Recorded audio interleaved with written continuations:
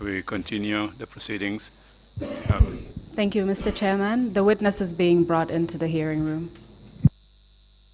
Thank you.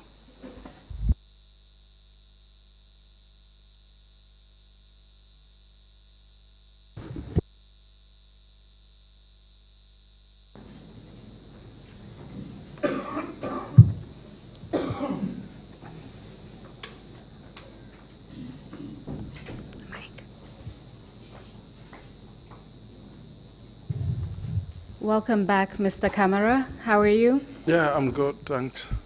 I would like to remind you that you're still under oath. Yes, please. So before we continue, I would like to recap some of what you've told us, just to make sure that it's clear.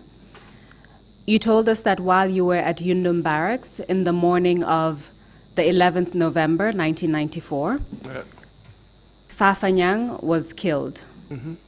So that was the first killing that you were aware of. You heard 3 shots while you were in the communications center. Yeah.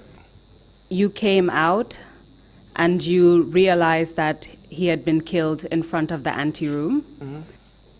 You were informed by the soldiers who were standing around that it was Edward Sinyate who killed him. Mm-hmm. Is that correct? Yes, please.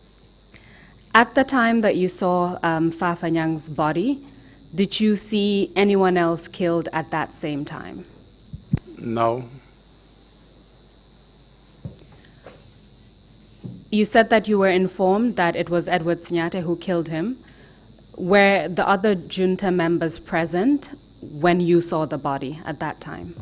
No. Can you tell us who was present around that area, as far as you can recall? I could see Edward through the window and Malafikor, late Malafikor. What was his rank at the time? He was a lance corporal at the time. Did you see him doing anything at that time? Not precisely, because when we peeped in through the window to see, he was already on the ground. You eventually went outside, and that's how you could see... at the door. At the door? We just stood at the door of the signal center, the communication center. Did you see anyone else present in that area at that time? There were others, but I could definitely not remember. I could remember seeing Edward and Malafi. Does the name Lamin Koli mean anything to you? Yeah, Lamin Koli, yeah. Lamin Koli was also present. Lamin Koli. What, if anything, was he doing at the time when you saw him? Lamin Koli, I was equally told, he also participated in the shooting of Fafanyang. When were you given this information? The same time that we were informed about the shooting of Fafa. Do you know anyone by the name Sergeant Basiru Kamara? In fact, I can't remember if you mentioned him before. But yeah, Basiru Kamara, I know him. He was a driver, a sergeant. Do you recall seeing him that morning while you were at Yundum Barracks? Yeah, I recall seeing him in the guard room cells. Was that the only time that you saw him that morning? That was the only time I saw him, when he called my name. You mentioned that upon your arrival at Yundum Barracks, you saw various members of the junta. Mm-hmm. Right now, you've only mentioned Edward Sinyate. Do you know where the other members were at the time of Fafanyang's shooting? The other members, some were inside the anteroom, and Edward was outside. You mentioned that apart from the members of the junta, you saw other senior officials at Yundum Barracks. Mm-hmm. And one of the names that you mentioned was Captain Samsudin Sar. Yeah. So I want to make sure, just to clarify whether he was in fact there. Yeah, point of correction, he wasn't there. Sorry for that. Please explain, what do you mean by that? Yeah, what I mean, at the time, Sam Sidinsar was detained at Mile 2 at the time. Okay, Of so November 11, he was in there. so he wasn't present that Yeah, morning at yeah, Yundum. yeah. Thank you for that clarification. You also mentioned when the chairman called you. I'm now going back to the day before I proceed. You mentioned that one of the names he identified, the soldiers that should be opened fire on, was Sir Jackal. I just want to clarify his precise name. Yeah, his precise name is Alaji Cham, but he came in the army with a false certificate, so we know him as Chuf instead of Cham. He's never using his correct name in the army. I just wanted to make sure that the record is clear in terms of the actual name. Yeah. Thank you for that clarification. Yeah. So the first person who was killed, as far as you're aware, that morning at Yundum Barracks was Fafanyang. Yeah. And thereafter, you told the commission that EMCC was killed. EMCC. And from what you told us, you were told that it was Edward Sinyate who ordered his shooting, correct? Yeah. And that he was cooked in front of the cookhouse. He was killed, sorry, in front of the cookhouse. Cookhouse, yeah. But you did not see his body? No. Do you recall around what time these two incidents occurred, the killing of Fafanyang as well as the killing of EMCC? It is around 11 for Fafanyang and between the hours of 12 and 1 for EMCC in the afternoon. After these two killings, are you aware of any other killings while you were still at Yundum Barracks that morning? No, I left. I was at the signal center. Then after I left to check on Captain Jara whether he was ready for us to leave. So coincidentally, I met him who was also looking for me. So we departed for Banjul. Do you recall around what time you left Yundum Barracks with Captain Lawrence Jara? At around 1 towards 2 p.m. When you left the barracks, you said you departed for Banjul, sorry. Banjul. Did you go back to the Army headquarters or did you go somewhere else? No, I dropped along the road at Talende Market where I live. So I just went home and Captain Jara continued to the headquarters. So Mr. Kamara, how did it feel being at the barracks that morning and knowing that your fellow officers had been killed by members of your own force, the Gambia National Army? How did it feel knowing that? I felt very bad, and definitely it was very wrong that people that you accuse have been plotted to overthrow or whatever they could have done wrong. They are arrested. We could have tried them through the due process of the law, either by court martial or any other law, than taking the law into our own hands, executing people that we've worked with, that we knew. You know, I felt really bad. After you returned home that day, did you return to work the next day? No, I did not return the next day because it falls on a Saturday. I never work. I don't work. If I'm not on duty, you don't work on Saturday at the communication centers. So I did not return to work until Monday. That would have been the 14th of November, is that correct? Yes. Upon your return to work at the Army headquarters in Banjul, did you receive any information about what happened to the other soldiers who were arrested at Yundum Barracks? Yeah, I got information that some of the soldiers were executed at C4 bus, at C4. Some were executed at Prikamanyambai forest, you know. And this definitely disturbed me because it took me 48 good hours I couldn't sleep. All I do was smoke and smoke. Then I used to smoke cigarette. So for 48 good hours I couldn't sleep.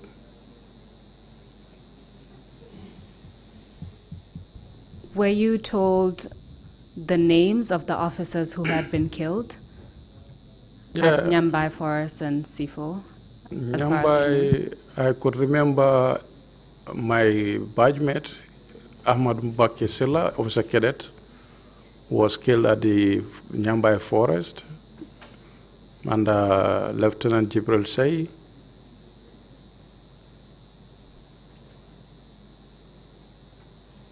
I think, and Bashiru Kamara. This I could remember. And this is based on the information that you heard because you weren't present? Yeah, because I wasn't there. What about Sifo? Sifo, no, I couldn't. I didn't remember. I can't remember those who were killed there, but I know, like, the information I got, people were also taken there and shot at, you know, executed there rather. Were you also provided with information as to who killed these individuals? Yeah, the information we got is the junta, that is the military junta, Sana Sabali and Co. Were you given any specific names as to which members of the junta were involved? Yes. Please tell us. Lieutenant Sana Sabali, the vice chairman. Lieutenant Edward Singate, the Minister of Defense then. Lieutenant Yankuba Toure, Minister for Local Government and Lands. And Lieutenant Sadibu Haidara, Minister of Interior. Were you informed if any other soldiers took part in the killings apart from members of the junta? No, I didn't know. I can't remember. I didn't know, to be honest. Do you recall who provided you with this information, that it was members of the junta who were involved in the killings of soldiers? No, this information normally comes through chat groups. When we sat and chatting, you come to know about what happened the other days, you know, as we were stationed at Banjul and they are at Yundum, so that's how we come to get these informations. What is your current rank at the moment? My current rank is Warrant Officer Class 1. At the time of the 1994 November 11th incident, you were a private, correct? A private soldier, yeah. Can you tell us about your various promotions? When you were promoted, what rank were you promoted to? In 1996, I think 1st July 1997, I was promoted to the rank of a Lance Corporal. And 1998,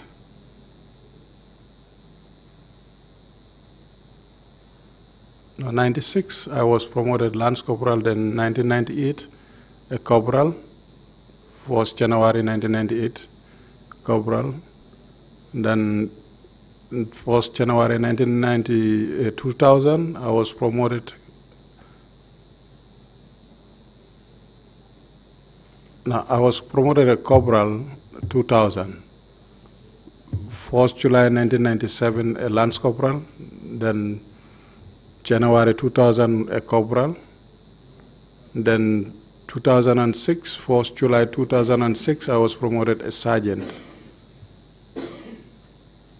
And 2011, January 2011, I was promoted Staff Sergeant while on mission in Darfur. Then 2015, July 24th, July 2015, I was promoted warrant officer class 1. Between July 1994 and January 2017, did you suffer any kind of victimization, such as arrest, detention, or torture? No, I've never been. Thank you very much for that, Mr. Kamara. That's the end of my questions for this witness. I will hand over to Mr. Chairman for any additional questions from the commissioners. Thank you.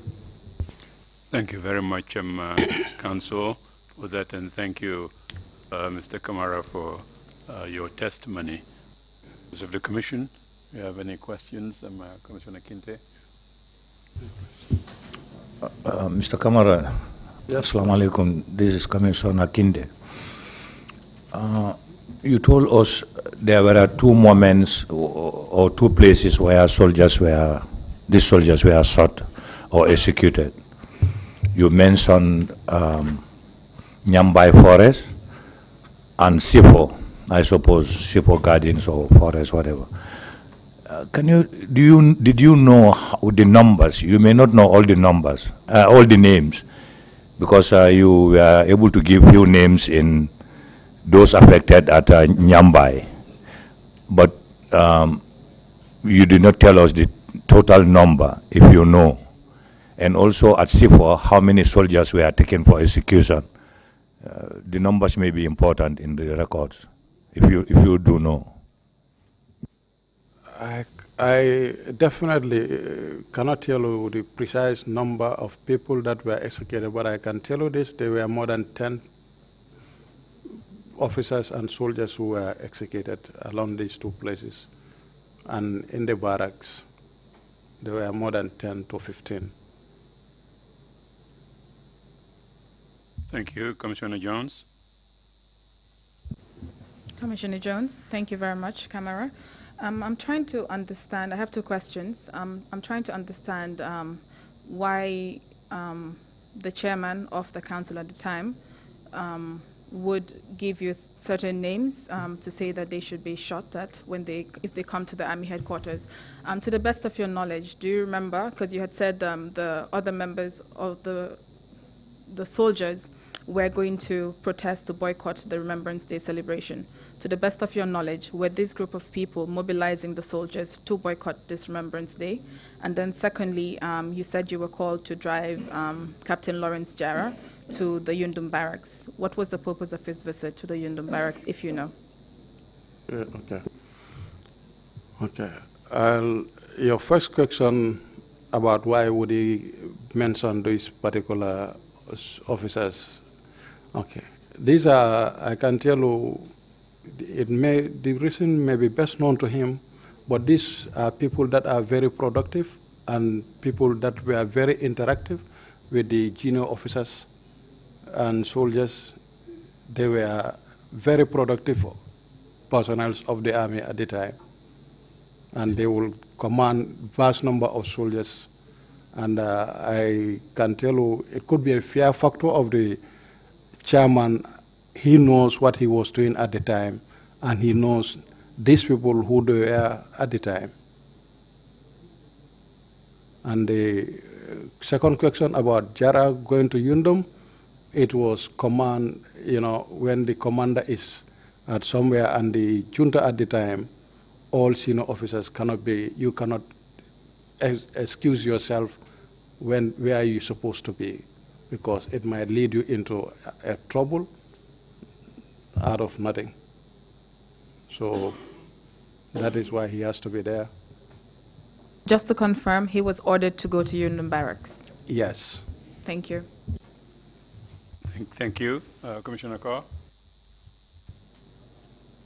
Thank you, Chairman. I have two questions. The first is, did you notice any objection from the junta members or the senior members of the army when Sana was giving those orders that you spoke about? That's my first question. The second is, you said the executions were carried out by the junta members. Do you know of any role that the other senior officers played during that particular time you were talking about? Can you repeat your first question, please? You said Sana was giving orders for people to be arrested. Yes. Did you see any form of objection from the other senior members, senior army members who were there? At the time, the senior officers, they are not to challenge Sana's orders because they will fall a victim at that point in time. Sana was on top of everything. Nobody there challenged his orders at the time. And the second question, what do you say, sorry? You mentioned that the executions were carried out by the junta members. Yeah, whether any senior officer also They played other roles, yes, during that particular moment. No, I haven't seen any senior officer. They were just present there because they have to be there, but they did not carry anything, to be honest. Thank you, Commissioner Jallo. Please have the floor. Commissioner Jallo, you mentioned that whilst you were in the signal room, you received message from Yaya Jammeh, informed the commander to shoot at those 8 officers if they stepped in using force. Do you remember the name of the commander to whom you gave the instruction? No, I mentioned I definitely could not remember the name of the guard commander at the time because the guards come from 3 different locations, so I couldn't actually remember who was the guard commander at the time at the headquarters. To be honest, I could not remember the name of the guard commander. But Mr. Kamara, you faced this man directly. Did you call him or did you face him and tell him what the command was? Yes, I faced him, but remember this is 22 years ago or 24 years ago. I wish I could remember the name. I've tried to, since when I started coming here, I was trying to recall as much as I could of the names of all those persons that I mentioned here. I pick up some along the line, but I still could not remember this guard commander's name. And I don't want to just speculate. Thank you very much. Commissioner C. Imam C, you have the floor. Kamara, li ma lay laaj mooy ñetti néew yooyu naka lañ mujjee woon ak ñoom. What I want to ask ñetti néew yi nga gisoon noonu. what Faafa ñang ak ñaari ñi fa ñëwoon. happened to the 3 corpses you naka saw? lañ mujjee woon ak ñoom. What eventually happened to those corpses? Okay. Those 3 dead bodies I saw, I definitely could not stand and watch them again because these are people that I was very close to. So when I look at the 2 dead bodies in the truck and I saw Fafanya on the ground, I could not stood there. I just have to go back to the office and later find my way out of the area. So I learned that they were buried at Yundum. I think the commissioners you have once visited, I don't know, but I heard you made a visit to Yundum. They were buried at Yundum there.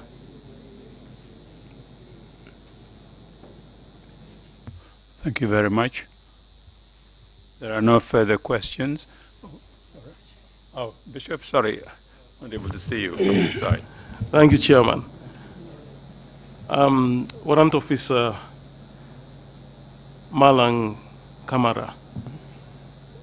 Now, you worked from one day in the morning and you closed the next day in the afternoon. In the Army, do you have working hours? Yes, we have working hours, but it's different in the military. I can be asked to work, like yesterday, for example. I suppose not to be at work, but when the need arises and you are called for duty, you have to go. Like yesterday, I was at work up till 9 o'clock before I could go home. So we don't have time for work. Which time do we close? There is a closing time, yes, 4 o'clock that we close. But it all depends of your assignment that you'll be having or you'll be assigned to do. Thank you. Thank you very much. There are no further questions. Officer Kamara, thank you very much for your testimony. Just have one last question. What was the overall impact of the executions on morale at the various ranks within the armed forces that you're aware of? Mr. Chairman, it's definitely heartbreaking with what happened on November 11th. It was one of the darkest days of the Gambia Armed Forces, the history of the Gambia Armed Forces and Gambia as a whole. And that definitely, it was, the morals were definitely went down very, very low as to what happened, the arrest and the summary execution of our officers and other ranks, you know. So it was, the morals were actually very down. Thank you very much. Do you have any concluding remarks to make? If you do, please go ahead. Yes, please.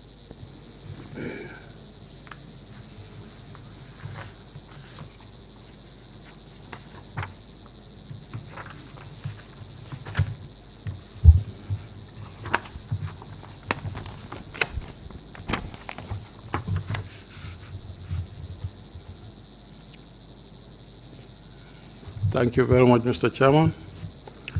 Mr. Chairman, distinguished commissioners, lead councillor and councillors, secretary, the team of investigators, and all members of the TRRC. I'd firstly like to thank you for the wonderful job you are doing to help the country establish a historical record of human rights abuses and to end impunity that gripped our beloved country for the past 2 decades. This is a moment that we, the progressive elements of the armed and security service, have been waiting to see. Growing up in the village of Fatoto, I saw firsthand that I was blessed with a country that provided me with a progressive foundation based on values of peace, love, respect for human dignity, and opportunity to progress. This was based on my observation of progress made by brothers I look up to in Fatoto as role models. The progress brothers like former Commander Ibrahima Kamara and Lieutenant, now Dr. Bineminte, in the then Gambia National Gendarmerie. Most of us in Fatoto that we have a country to be proud of. Many other brothers from Fatoto made progress in other sectors as education, healthcare, and other sectors of civil society. My purpose of joining the Army was to serve my country that I love so much, and this love is driven by the cherished foundational values that my beloved country laid for me.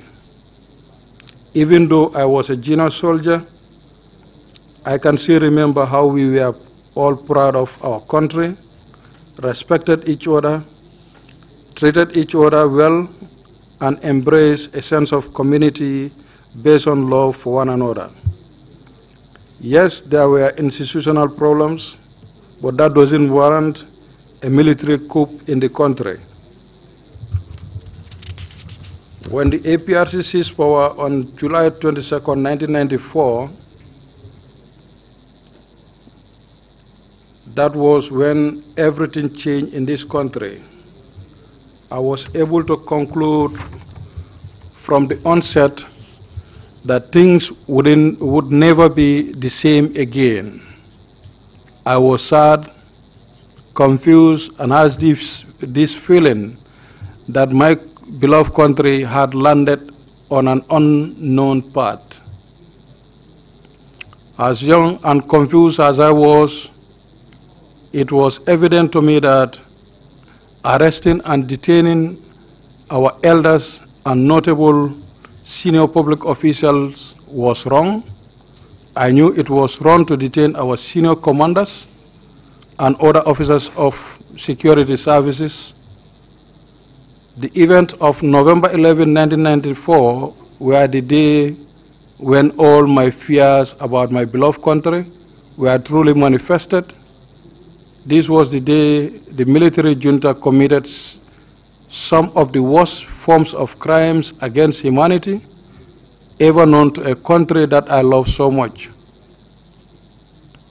When productive officers and soldiers were summarily executed on no just cause, Mr. Chairman, it was all wrong for the military junta to embark on extrajudicial executions, and it was wrong for the senior officers at the time not making any effort to stop the savagery and brutality of those horrific events, as genuine as I may have been at the time.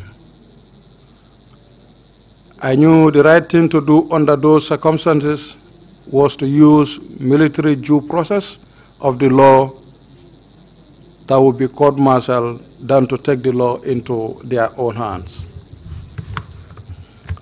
Mr. Chairman, my beloved country is not deserving of the horrors of November 11, 1994, and all other horrors that followed. These horrors will continue to be part of our darkest history as a country.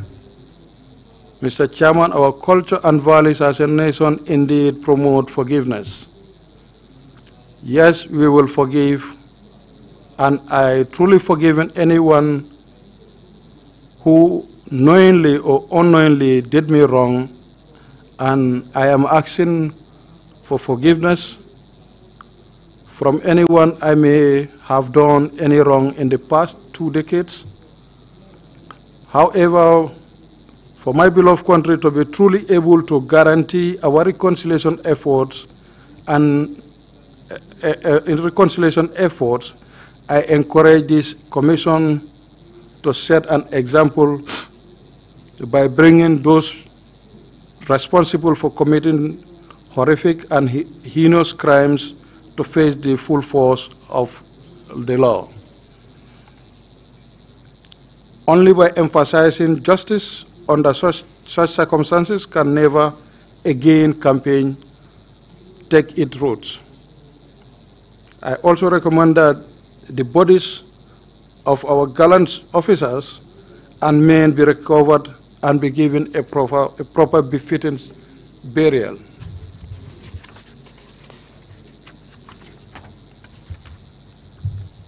Mr. Chairman, distinguished commissioners and councillors, my last 2 decades in the Army has taught me a lot.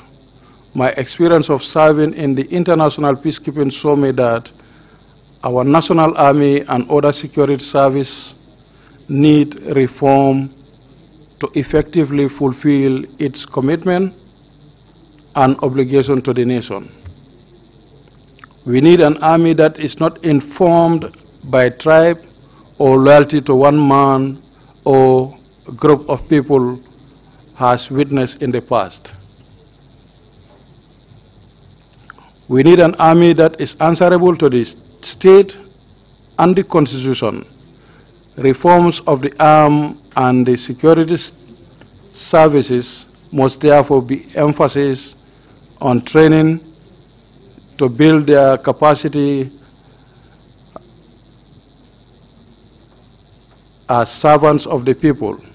This will require training in human rights, civic education, and public relations. Finally, I am appealing to the President and Commander-in-Chief of the Armed Forces and the political leadership of the country to seriously look into the general welfare and terms and conditions of the Army and the entire security service of the country. Thank you, Mr. Chairman. May God bless the Gambia. Thank you very much, Officer Camara, for those concluding remarks and for the useful suggestions that you have made. We wish you all the best in your career in the Gambia Armed Forces. Thank you very much for coming. Thank you. Council, are we lined up for the afternoon? Do we have a witness lined up already? Yes, Mr. Chairman, we have a witness lined up. We stand guided by you as to how we proceed. Perhaps at the risk of the Ghanaians blaming me for always announcing the lunch break, I think it's about time we take the break and we resume at, it's going to 1.